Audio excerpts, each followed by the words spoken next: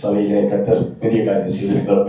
நல்ல ஒரு ஆலயத்தை கட்டிப்பிடிக்கும்படியாக கர்த்தர் உதவி செய்திருக்கிறார். அது சொல்லப்போனா அவருடைய விருப்பம், கர்த்தருடைய விருப்பம் தான். சபையுடைய ஒரு நாள் விருப்பமா இருந்தது, கர்த்தர் அதை நிறைவேற்றினார்.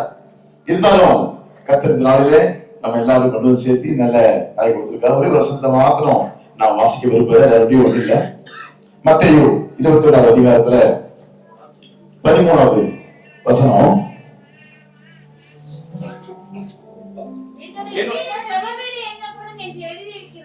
என்னுடைய வீடு ஜெப வீடு என்னப்படும் என்று எழுதியிருக்கிறது. அல்லேலூயா. எதற்கு கர்த்தர் ஆலயத்தை கட்டுறார் அப்படின்னா ஜெப வீடு என்று சொல்லும்படியாக. அதெல்லாம் அநேகருக்கு ஜெப வீடு, இதுல வந்து அநேகர் மன திரும்பப்பட, அநேகருக்கு ஒரு நிம்மதி கொடுக்கக்கூடிய ஒரு குடும்பத்தில் எப்படி நம்ம வந்து போய் இருக்கிறோம். அதே போல நல்ல முறையில் இருந்து குடும்பத்தை சமாதானமாய் சந்தோஷமாய் அமைதியாய் வாழ்வதற்கு எப்படி வீடு தேவையோ அதே போல இந்த உலகத்தில் இருக்கிற எல்லா ஜனங்களும் நிம்மதியாக இருக்கக்கூடிய நிம்மதியாக நம்ம வாழ்க்கை வாழ கற்றுக் கொடுக்கிற இடம் தான் இது. அல்லேலூயா.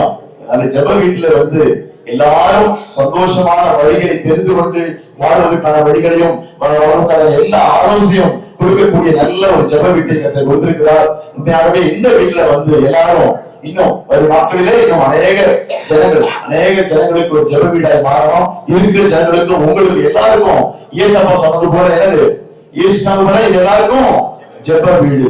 ஒரு நாளும் இது வேடிக்கை காண்பிக்கிற இடம் அல்ல. ஒரு நாளும் இந்த இடம் தேவநாமத்துக்கு மாத்திரம் மகிமை கொடுக்கிற இடமாய் மாற்றமே இருக்க வேண்டும். யார் வந்து போனாலும் இந்த இடத்துல ஒரு மன அமை வீட்டுக்கு போயிட்டு வந்த போல ஒரு சமாதானமாய் அநேகருடைய மனதை இடைப்பாடுடைய இடமாய் இது மாறும் என்று நான் விசுவாசிக்கிறேன். கண்டிப்பா நான் அதை சொல்ல அது தெரியும். அநேகர் எப்படி மாத்திருந்தாராம், கள்ளர் கொலையாய் மாத்திருந்தாராம். அதெல்லாம் இல்லாத நல்ல ஒரு ஜெப வீடாக இன்னும் வரும் நாட்களிலே கர்த்தர் வல்லமையை பயன்படுத்துவதாக.